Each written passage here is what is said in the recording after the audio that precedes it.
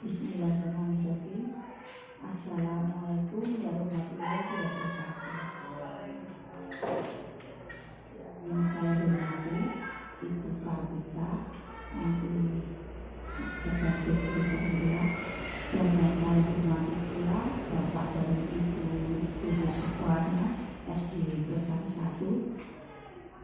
Pertama-tama marilah kita tidak lupa selalu mengucapkan puja dan puji syukur kehadirat Allah Subhanahu wa Ta'ala atas rahmat dan hidayahnya kepada kita semua, sehingga kita masih diberi kesehatan untuk berkumpul di kelas 5 ini nanti untuk mengadakan diseminasi tentang budaya positif yang nanti akan disampaikan oleh Ibu Kartika selaku guru pembina.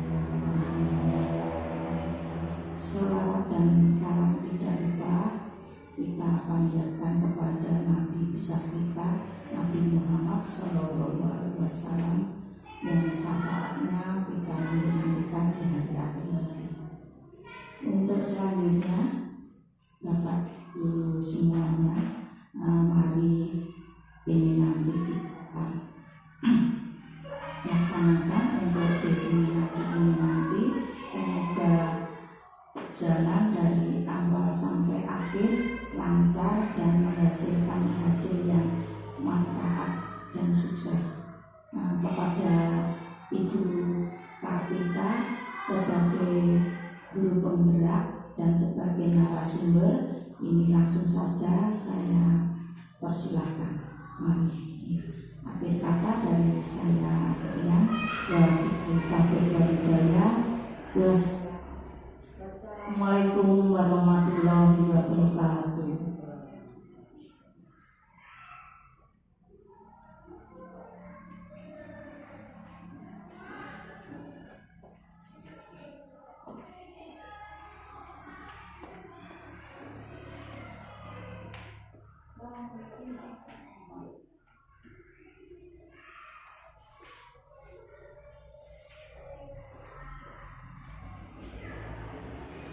Terima kasih atas waktunya.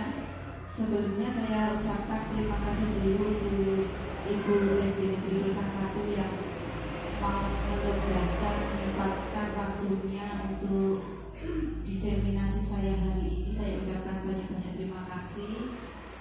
Langsung saja deh nanti. Assalamualaikum warahmatullahi wabarakatuh. Hari ini saya akan mendiseminasikan tentang budaya positif. Nah, di sini nanti kita akan berkolaborasi dan berbagi pengalaman. Nanti saya akan memaparkan tentang budaya positif yang saya dapatkan dari guru pendidikan guru pembina. Jadi nanti kita bisa saling berbagi pengalaman di sini. Langsung saja untuk budaya positif. Nah, apa sih budaya positif itu?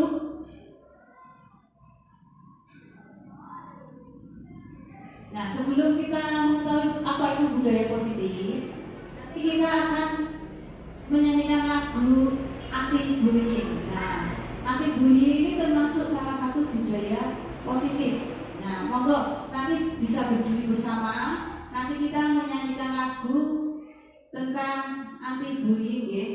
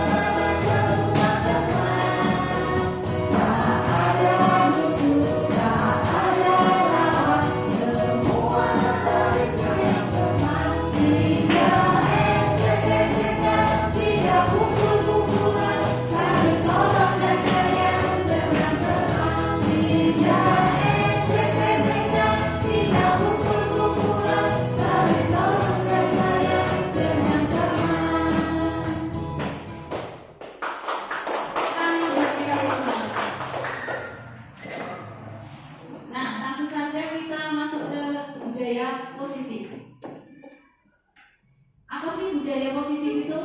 Budaya positif itu merupakan perwujudan dari nilai-nilai atau keyakinan universal yang diterapkan di sekolah.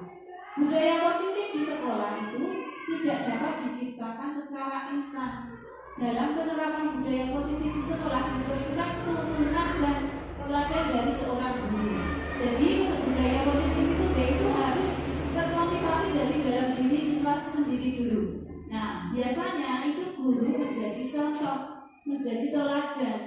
Gurunya itu memberikan contoh, nanti secara tidak langsung anak-anak akan meniru atau mencontoh gurunya tersebut.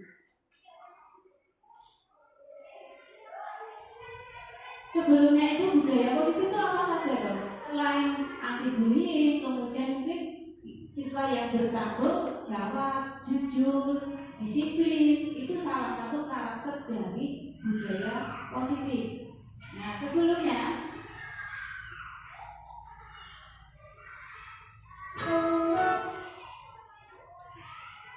konsep utama budaya positif itu ada 7. Yang pertama tentang perubahan paradigma belajar, kemudian disiplin positif, kebutuhan dasar manusia, motivasi perilaku manusia, kemudian posisi kontrol atau restitusi, segitiga restitusi, dan keyakinan kelas. Ini ada 7 konsep utama dalam budaya positif. Nanti kita akan bahas satu persatu, mulai dari pembelajaran dengan paradigma baru. Nah, pembelajaran dengan paradigma baru itu dirancang berdasarkan prinsip pembelajaran yang terdiferensiasi, sehingga setiap belajar siswa itu sesuai dengan kebutuhannya dari tahap perkembangan untuk mewujudkan profil pelajar Pancasila. Mungkin Bapak Ibu semua sudah sering mendengar kata diferensiasi, pembelajaran berdiferensiasi. Jadi siswa itu mempunyai karakter dan kebutuhan belajar yang berbeda-beda. Jadi tidak bisa disamakan siswa yang satu dengan siswa yang lain. Itu kebutuhannya berbeda-beda. Jadi kita sebagai seorang guru itu harus bisa mengakomodir kebutuhan yang berbeda-beda tersebut. Nah, itu namanya pembelajaran yang berdiferensiasi. Nah, pembelajaran berdiferensiasi itu mewujudkan profil pelajar Pancasila. Profil pelajar Pancasila itu ada berapa elemen, deh? Ada berapa? 6, 7, ada 6. Yang pertama adalah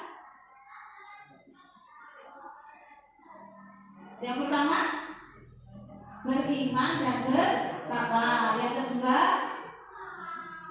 Yang kedua berakhlak mulia. Kemudian berkebinekaan global, mandiri, kreatif, gotong royong. Nah, biar lebih mudah menghafalkannya, biasanya itu kita menggunakan dengan lagu profil pelajar Pancasila. Nah, nanti lagunya seperti ini. Pelajar Pancasila beriman dan bertakwa pada Tuhan Yang Esa. Kemudian bagaimana lanjutannya?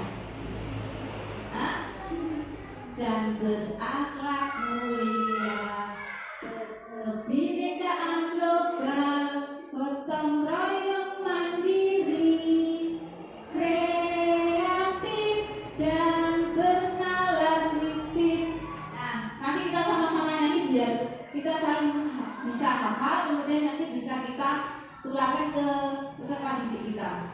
Nanti pakai gaya biar lebih mudah menghafalkan, deh. Kalau nanti bisa sambil berdiri, nanti pelajar Pancasila begini ya, pelajar Pancasila. Nah, kemudian beriman dan bertakwanya, pelajar Pancasila beriman dan bertakwa pada Tuhan Yang Esa. Kemudian apa? Yang kedua, dengan berakhlak mulia. Nah, terus berakhlak mulia Kebinekaan global, gotong royong mandiri, kreatif dan bernalar kritis. Belajar Pancasila, beriman dan bertakwa pada Tuhan Yang Esa, berakhlak dan berakhlak mulia, berkebinekaan global, gotong royong mandiri, kreatif dan bernalar kritis.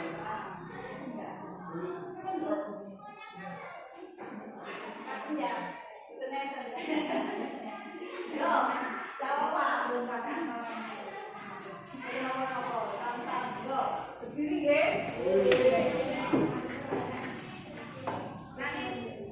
Pelajarnya di belajar Pancasila, beriman dan bertakwa pada Tuhan Yang Esa, berakhlak mulia, berkebinekaan global, gotong royong mandiri, kreatif dan bernalar kritis.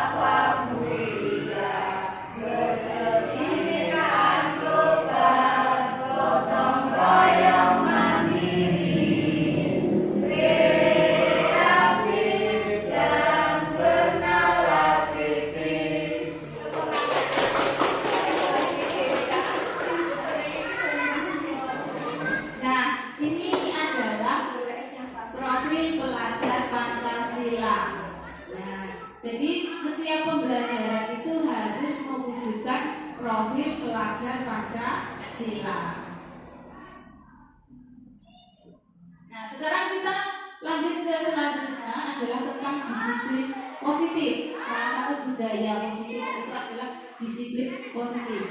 Disiplin positif itu adalah suatu cara penerapan disiplin yang mengajarkan anak bertanggung jawab dan menumbuhkan kesadaran diri berdasarkan nilai-nilai kebajikan. Lebih ke arah disiplin diri yang dapat mengontrol diri dalam melakukan segala tindakan, sehingga membuat murid itu memahami dan menyadari berdasarkan motivasi internal, bukan akibat paksaan, juga bukan karena nanti dapat ujian ataupun hukuman. Jadi disiplin itu berasal dari dirinya sendiri, bukan karena ada paksaan ataupun nanti dapat ujian ataupun adanya hukuman. Jadi ke arah anak itu menyadari bahwa disiplin itu merupakan kebutuhan dirinya. Ya, berdasarkan nilai-nilai kebajikan, nilai-nilai kebajikan itu nilai-nilai yang baik, seperti tanggung jawab, jujur. Nah, itu salah satu contoh nilai-nilai kebajikan.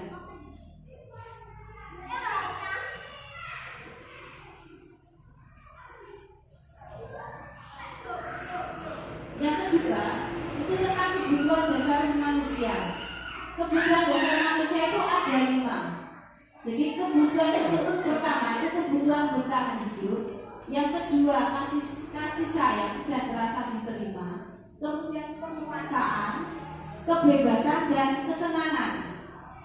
Contoh kebutuhan bertahan hidup itu namanya makan, minum, rumah. Jadi dilakukan itu untuk bertahan hidup.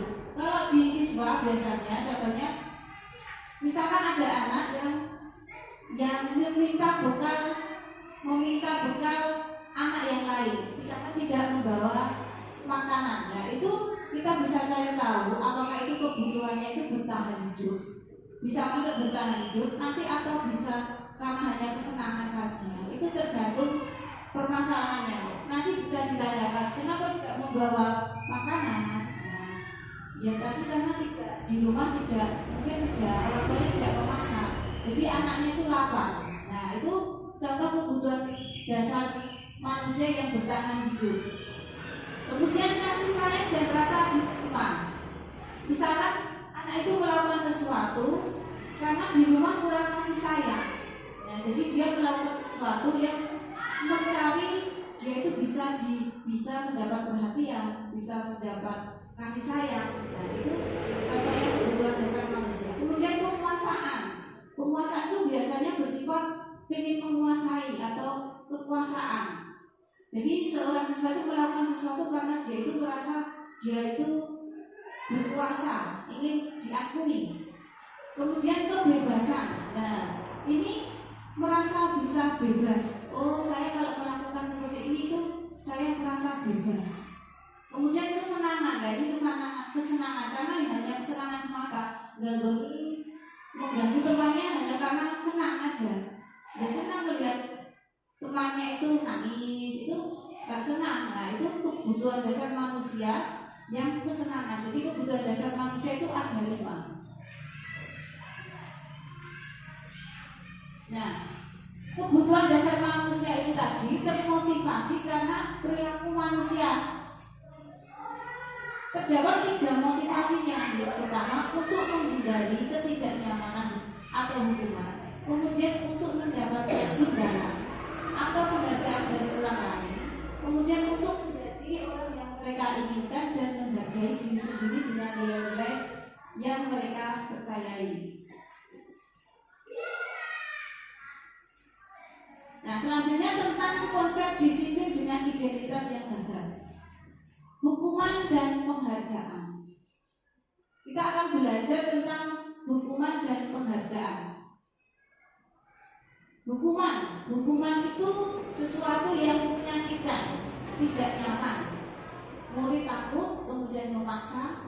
Murid menyembunyikan kesalahan. Murid menjadi rendah diri. Ini akibat dari sebuah hukuman. Jadi kalau kita memberikan hukuman itu akibatnya itu yang pertama itu menyakitkan bagi para peserta didik. Kemudian muridnya atau muridnya itu menjadi takut atau tidak nyaman dan semakin menyembunyikan kesalahannya. Selain itu juga menyebabkan peserta didik menjadi rendah diri karena tadi kadang merasa malu.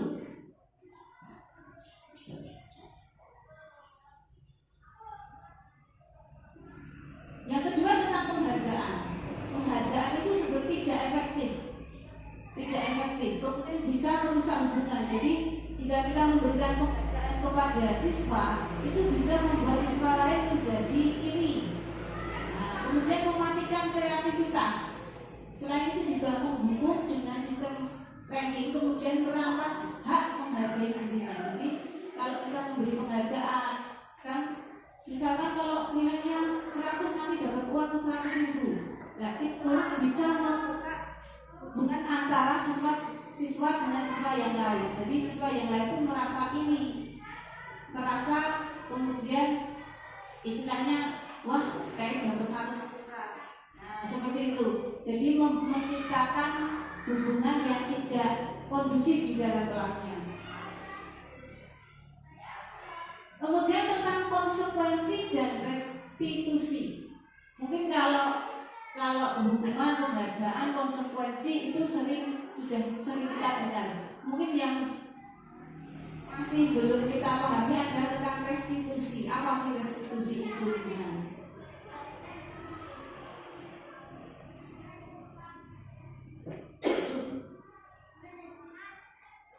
Sebelum ke restitusi, kita ke konsekuensi dulu. Konsekuensi itu penguatan hanya dalam jangka pendek. Nah, konsekuensi itu perlu monitoring yang berkelanjutan serta stimulus atau respon sehingga murid itu menghormati peraturan. Kemudian juga kehilangan waktu untuk merenungi kesalahannya. Itu salah satu kekurangan dari konsekuensi. Nah, sedangkan restitusi ini adalah murid bertanggung jawab untuk perilakunya, kemudian fokus pada pemecahan masalah jangka panjang. Murid menghormati dirinya Kemudian teori kontrol yang memegang kontrol sehingga murid bersemangat memperbaiki kesalahannya.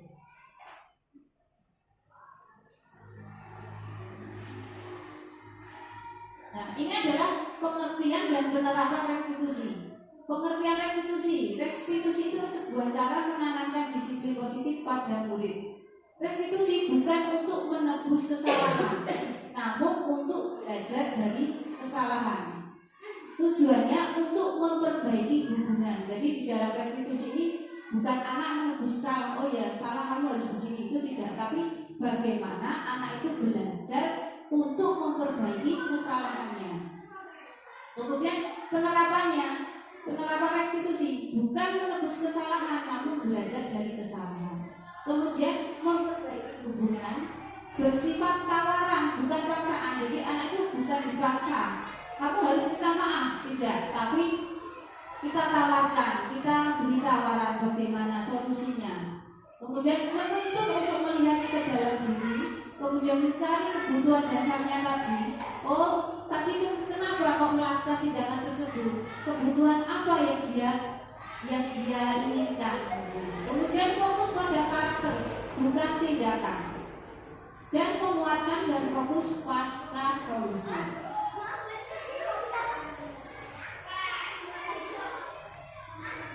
Apa bedanya hukuman, konsekuensi, dan restitusi? Nah, sekarang hukuman itu konsekuensi dan restitusi apa bedanya? Contoh, di sini ada kasus murid yang tidak mengerjakan PR.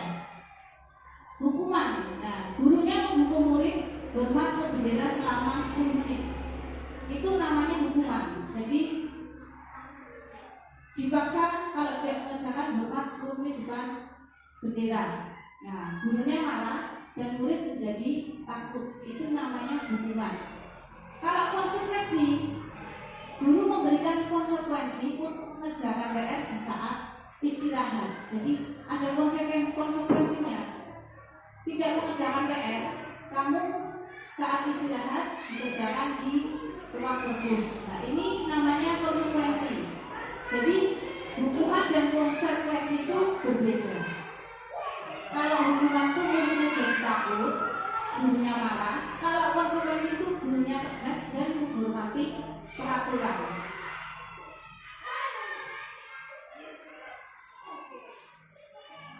Nah, sekarang kalau restitusi guru menanyakan dulu keyakinan kelas atau dirinya dan membantu siswa menyelesaikan masalahnya.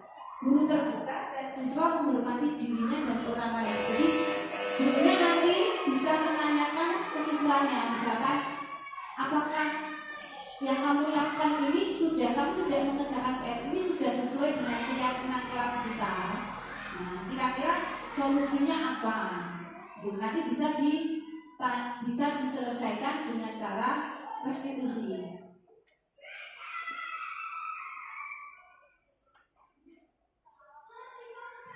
Nah, di sini 5 posisi kontrol restitusi. 5 posisi kontrol guru sebagai penghukum. Ada juga guru pembuat rasa bersalah, guru sebagai teman, dan guru sebagai pemantau, dan guru sebagai manajer. Guru sebagai penghukum yang pertama.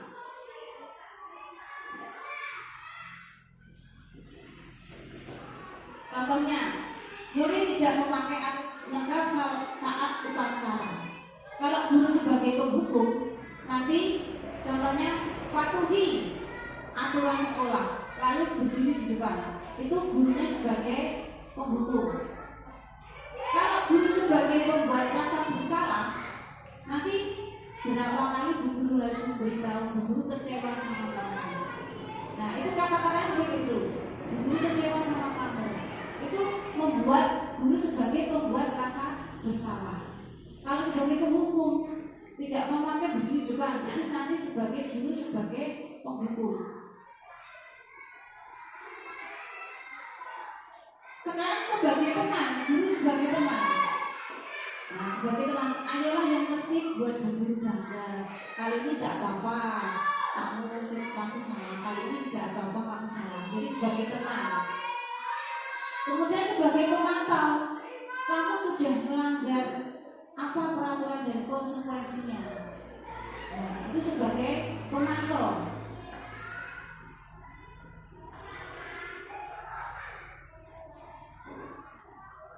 Yang terakhir sebagai manajer. Sebagai manajer, ini contoh kalimatnya. Apakah kamu tahu kesalahanmu? Kira-kira bagaimana kamu akan memperbaiki kesalahan ini? Nah, kira-kira dari 5 posisi kontrol itu yang paling baik atau yang paling sesuai itu yang mana? Dan sebagai penghukum atau sebagai teman atau sebagai merasa bersalah atau sebagai manajer, kira-kira yang sesuai dengan identitas guru itu kita sebagai guru sebagai apa? Sebagai manajer, tuh.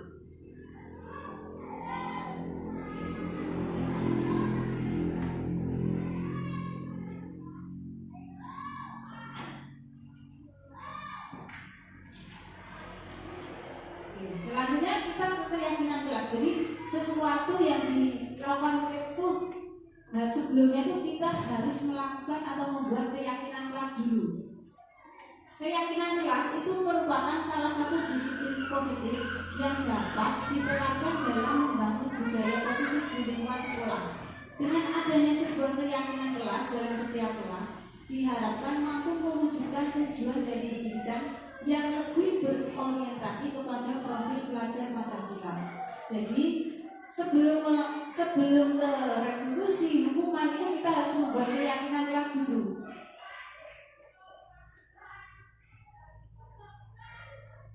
Nah, bagaimana pembentukan keyakinan kelas? Nah, yang pertama lebih abstrak dari peraturan, kemudian berupa pernyataan universal, dibuat dalam bentuk positif, kemudian sedikit saja agar mudah diingat, kemudian sesuai dengan kondisi kelas dan sekolah agar mudah diterapkan, kemudian semua warga sekolah dilibatkan saat membuat keyakinan kelas. Jadi keyakinan kelas itu dibuat secara bersama-sama dengan murid dan gurunya. Jadi kita tawarkan kira-kira keyakinan kelas apa yang kita bisa buat di dalam kelas kita. Nah, anak-anak nanti disuruh menuliskan ke depan.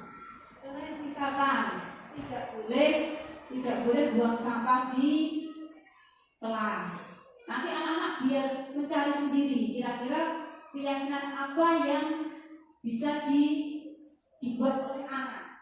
Nah, kemudian nanti setelah itu disepakati apakah sepakat atau tidak, disepakati dulu. Kalau sudah disepakati, dibuat dalam kalimat positif. Misalkan kalau dilarang membuang sampah di kelas, itu kan kalimat negatif, dilarang. Nah, dibuat dengan kalimat positif. Contohnya membuang sampah di tempat sampah. Dilarang saling mengejek. Nah, itu kalimat negatif. Nah, kalimat positifnya saling menghormati, saling menghargai, seperti itu. Kalau kenapa kok dibuat kalimat positif tidak negatif? Karena kalau kalimat negatif itu istilahnya memancing anak malah melakukan perbuatan. Kalau dilarang membuang sampah, nanti anak itu seperti di otaknya terpicu untuk membuang sampah sembarangan. Jadi kalimatnya itu dibuat yang positif. Nah, ini contoh keyakinan kelas di kelas 4 yang kemarin sudah saya buat. Itu yang pertama, berdoa sebelum dan sesudah proses pembelajaran. Kemudian saling menghormati dan tolong-menolong, aktif dan kreatif, bergotong royong membersihkan kelas, berkata dan bertindak jujur. Ini kemarin sudah saya lakukan di kelas 4 dalam pembuatan atau pembentukan keyakinan kelas. Nah, sekarang kita masuk ke segitiga restitusi. Segitiga restitusi merupakan salah satu cara memperbaiki diri untuk mewujudkan disiplin diri. Segitiga restitusi adalah proses menciptakan kondisi bagi murid untuk memperbaiki kesalahannya, sehingga karakter mereka itu lebih kuat ketika kembali ke kelompoknya. Tahapan dari segitiga restitusi itu ada tiga. Yang pertama, menstabilkan identitas, kemudian validasi tindakan yang salah, kemudian menanyakan keyakinan.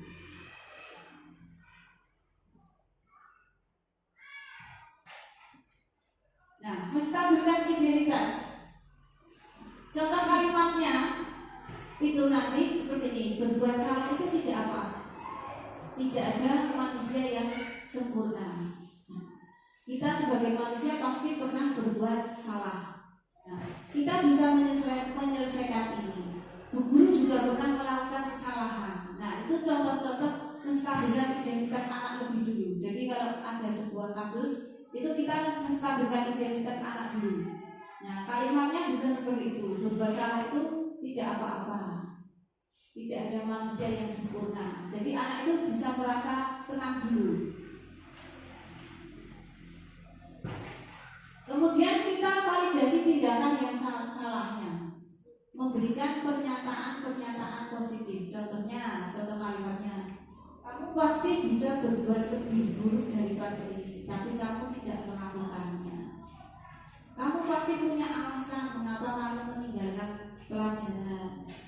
Bisakah saya tahu alasan kamu kenapa kamu sering terlambat? Kita tanyakan alasannya, kita cari validasinya. Tindakan yang salahnya itu kita cari alasannya kenapa.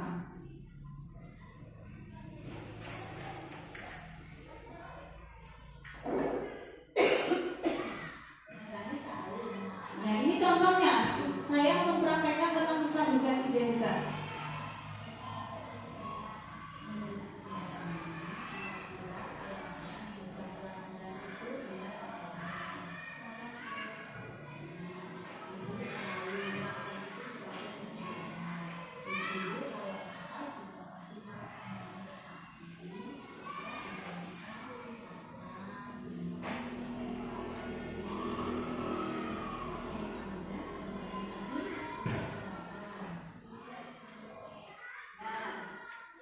Ini contoh menstabilkan identitas.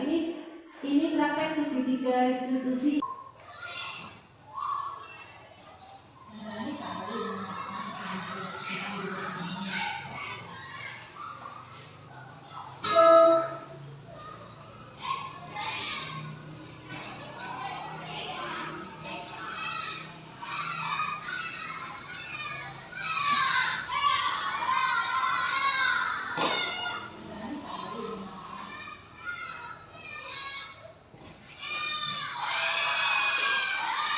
Adalah contoh praktek segitiga restitusi yang telah saya lakukan di SMP Kesan 1 ini. Kasusnya ini adalah Zahrani makan di saat jam pelajaran. Padahal di dalam keyakinan kelasnya itu saya tidak boleh makan atau dilarang makan di saat jam pelajaran.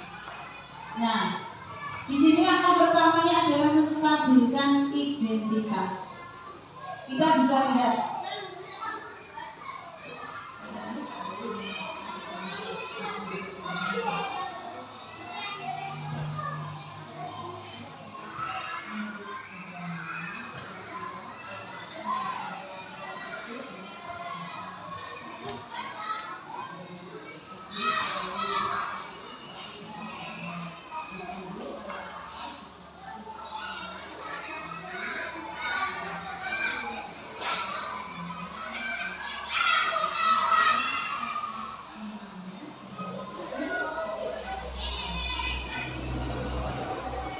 Nah, di dalam menstabilkan identitas ini, kita stabilkan dulu. Kenapa? Zahrani makan itu kita jangan menyalahkan dulu. Jadi kita stabilkan dulu. Kira-kira Zahrani apa jenis namanya?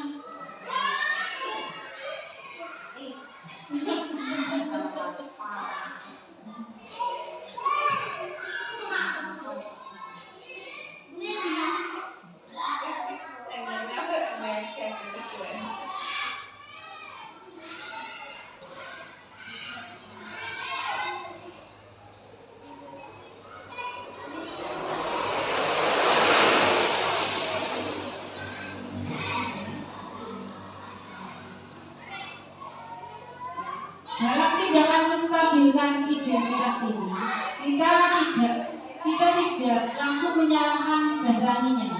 Jadi kita tidak langsung menyalahkan, jadi kita stabilkan.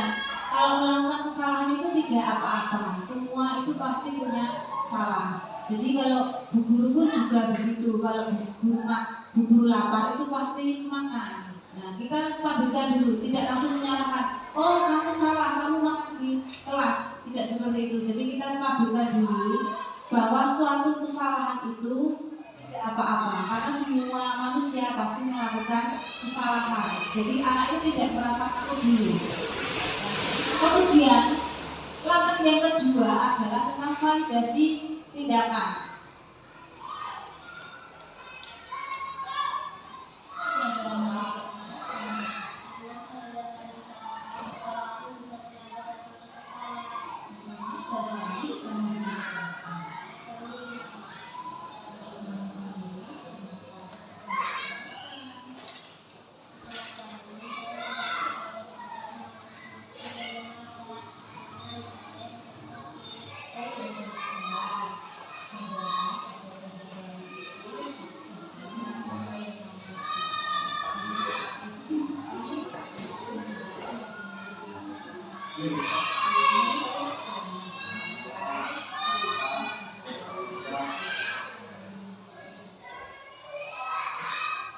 Pada tahap kedua dalam segitiga restitusi adalah validasi kesalahan. Jadi kita memvalidasi dulu kesalahan yang dilakukan. Pada kasus ini adalah Zahrani makan di saat jam pelajaran. Kita validasi, kita tanya dulu kira-kira alasan Zahrani melakukannya itu karena apa. Kita tanya, oh kenapa kamu makan di saat jam pelajaran? Kita tahu alasannya. Itu adalah yang kedua, kita validasi kesalahannya itu. Kemudian yang ketiga itu menanyakan keyakinan.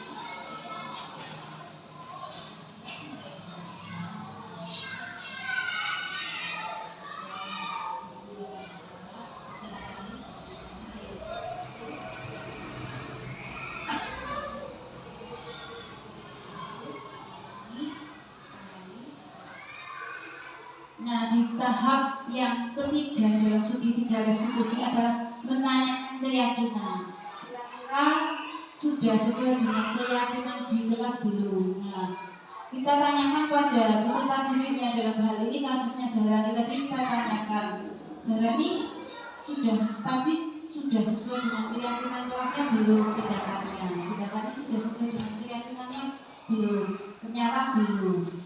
Nah, kemudian kita tawarkan solusinya atau kita tawarkan restitusinya. Kira-kira yang bermasalah tersebut bagaimana? Ternyata Zahrani menawarkan solusi. Dia akan bangun lebih pagi lagi, kemudian dia akan sarapan. Nah, kapan dilakukannya? Dia akan berusaha atau berjanji mulai besok pagi. Jadi bukan kita yang membuat peraturannya, besok kamu harus sarapan, harus berangkat lebih pagi. Tidak, tapi anak sendiri yang mencari solusinya.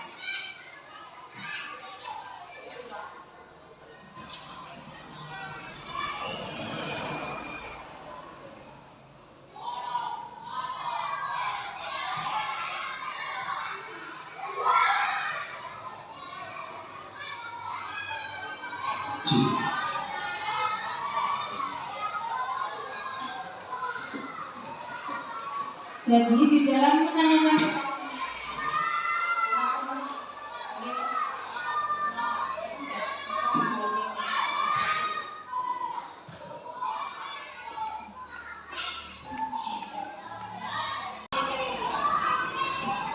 sebelum lanjut ke materi selanjutnya tentang seni dan diskusi, kita eksplisit dulu dari Bapak Ibu biar kita semangat, kita fokus mengikuti destinasi hari ini.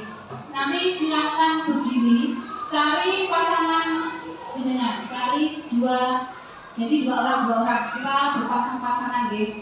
Kita akan bermain ganjil genap. Silakan berdiri, cari pasangannya. Nah, kemudian silakan pensiun. Siapa yang menang menentukan dirinya ganjil atau genap. Nanti Pak sama saya, monggo Pak ke depan Pak. Oke, sama saya Pak. Oke, kita pensiun Pak. Ganjil apa genap? Ganjil, saya genap. Nah, sudah ditentukan ganjil genapnya, Dek.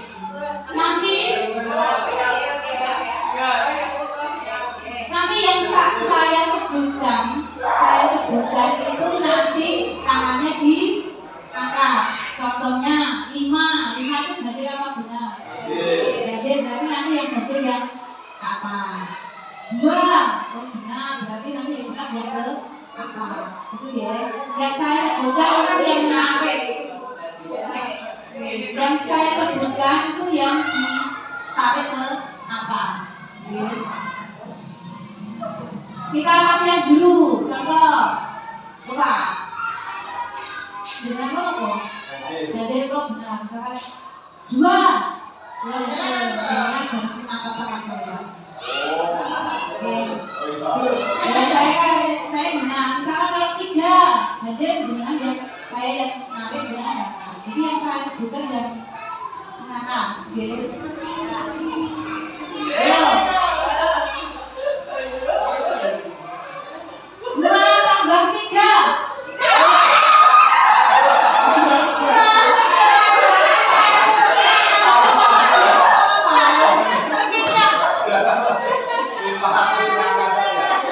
Ayo lagi. 3 kali 7.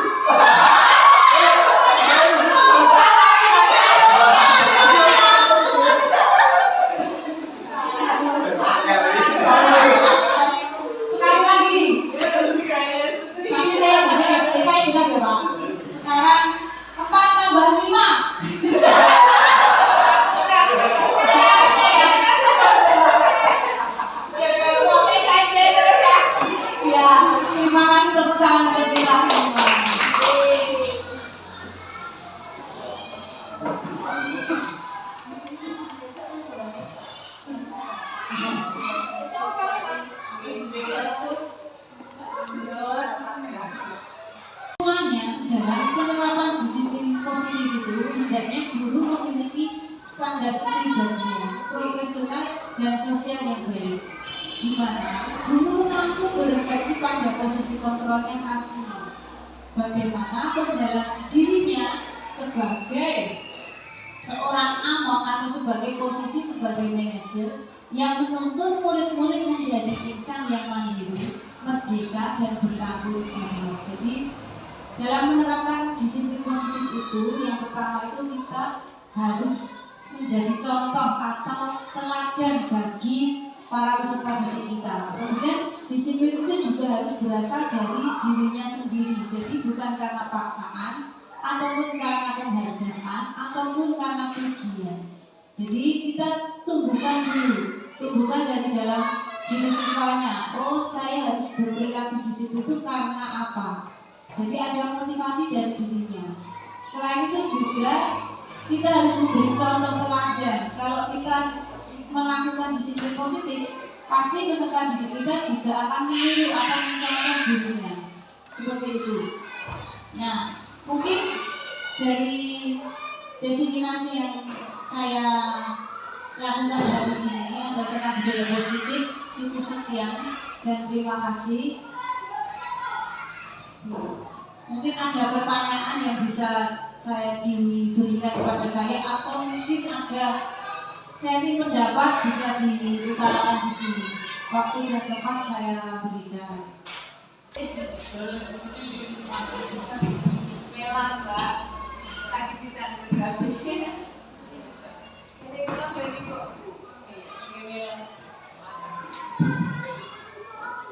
Nah,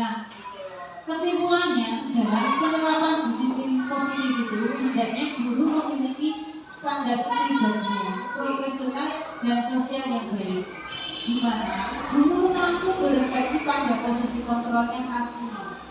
Bagaimana perjalanan dirinya sebagai seorang among atau sebagai posisi sebagai manajer yang menuntun murid-murid menjadi insan yang mandiri, merdeka dan bertanggung jawab. Jadi dalam menerapkan disiplin positif itu, yang pertama itu kita harus menjadi contoh atau teladan bagi para peserta didik kita. Kemudian disiplin itu juga harus berasal dari dirinya sendiri. Jadi bukan karena paksaan, ataupun karena penghargaan, ataupun karena pujian. Jadi kita tumbuhkan dari dalam diri siswanya. Oh, saya harus berperilaku disiplin itu karena apa? Jadi ada motivasi dari dirinya. Selain itu juga kita harus memberi contoh teladan. Kalau kita melakukan disiplin positif, pasti peserta didik kita juga akan meniru, akan mencontoh gurunya. Seperti itu. Nah, mungkin dari diseminasi yang saya lakukan hari ini adalah tentang budaya positif. Cukup sekian dan terima kasih. Mungkin ada pertanyaan yang bisa saya diberikan kepada saya, atau mungkin ada sharing pendapat bisa diutarakan di sini. Waktu dan tempat saya berikan.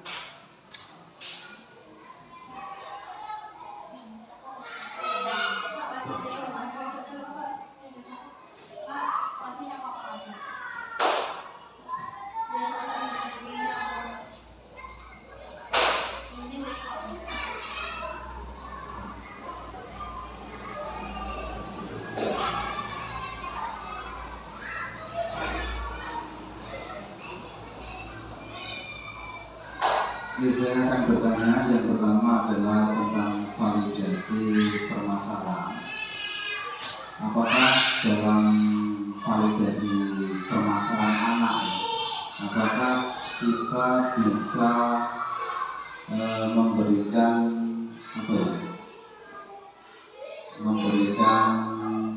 hukuman karena sudah melanggar aturan? Karena kan baru validasi, tapi kita sudah bisa memberikan hukuman. Yang saya pertanyakan, boleh apa tidak? Hukuman, terkadang dilema hukuman antara hukuman. Hukuman itu jika menyakitkan itu tidak boleh.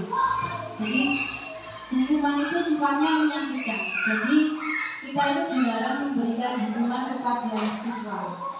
Nah, yang kita sering lakukan itu kita memberikan konsekuensi.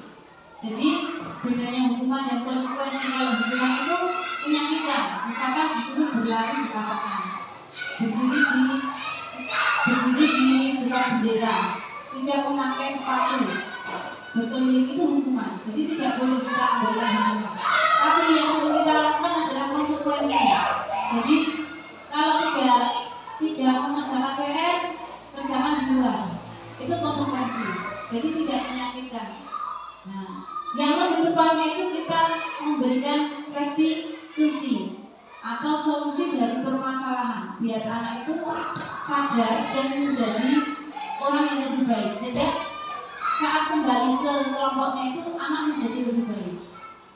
Jadi kita tawarkan solusinya. Kira-kira kamu tidak mengerjakan PR, tadi seperti langkah-langkah segitiga restitusi. Kira-kira alasannya apa? Kemudian solusi yang bisa kamu lakukan bagaimana?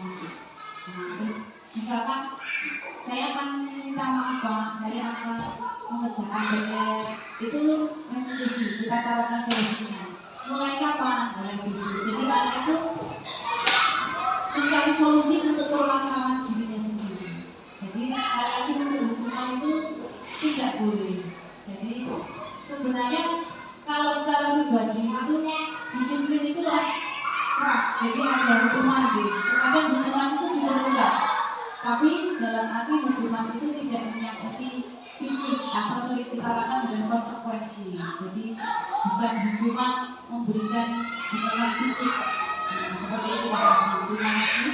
Mungkin ada pertanyaan kedua.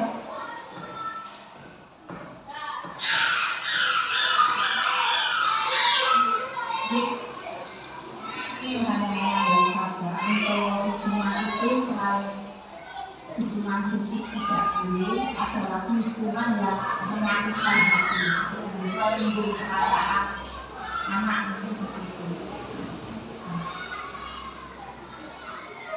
Terus Bu Lilis, jadi betul sekali. Jadi hukuman itu juga tidak boleh menyakiti hati, karena jika anak itu sudah hatinya sakit, itu bisa merasa rendah diri atau sering tidak mau masuk sekolah. Nah itu akan menyakiti hatinya. Jadi itu akan menanamkan di hatinya, di pikirannya, nanti kalau saya begini seperti itu. Jadi itu membuat peserta didik itu menjadi lebih down atau menjadi rendah diri, menjadi malu. Nah seperti itu harus kita hindari.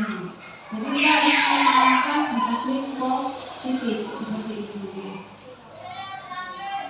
Mungkin ada pertanyaan sebelum kita akhiri diskusi atau diseminasi kita hari ini.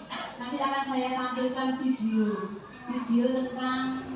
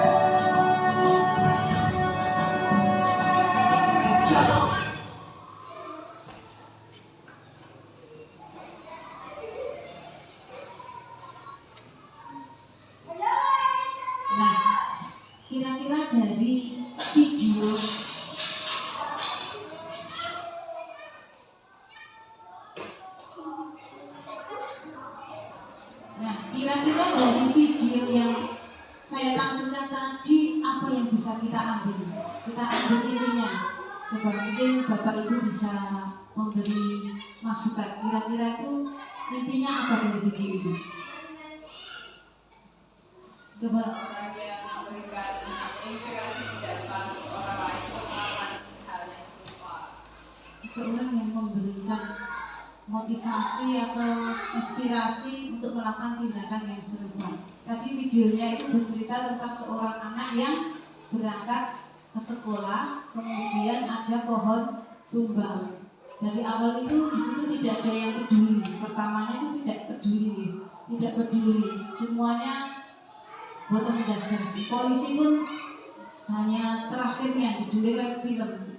Jadi keluarnya belakangan. Nah, dari sini tuh bisa kita ambil intinya bahwa sesuatu itu harus kita mulai dari diri kita sendiri.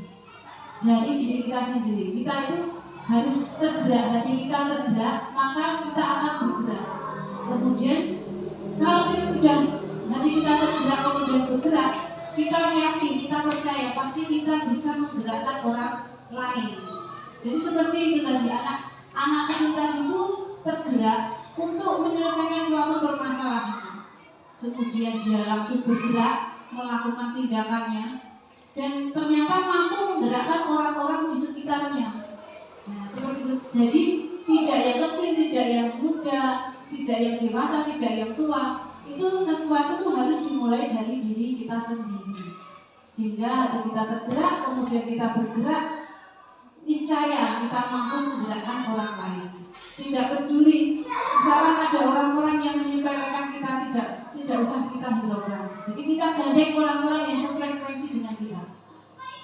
Kita cari orang-orang yang sepemikiran dengan kita. Kita rangkul, kita beri, kita contoh, kita beri contoh, kita kasih teladan. Misalnya orang-orang yang menyepelekan, orang yang tidak menghiraukan itu pasti akan nantinya akan berubah pikiran. Nah, seperti itu. Itu intinya dari video tersebut. Demikian diseminasi hari ini dari saya. Jika ada kekurangan, mohon maaf sebesar-besarnya. Nanti jika ada sharing, kolaborasi atau diskusi, nanti bisa kita lanjutkan di lain waktu. Terima kasih. Wassalamualaikum warahmatullahi wabarakatuh.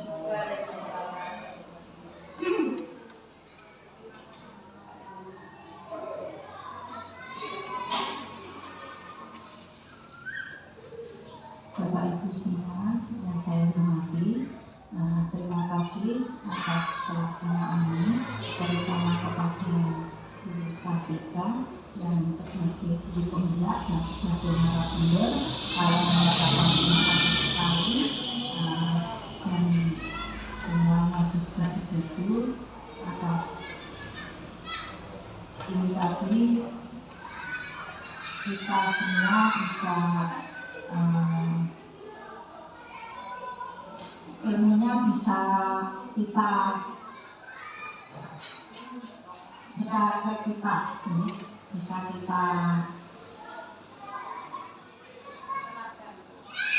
terapkan ke kita, dan kita juga senang sekali dengan ini tadi. Kita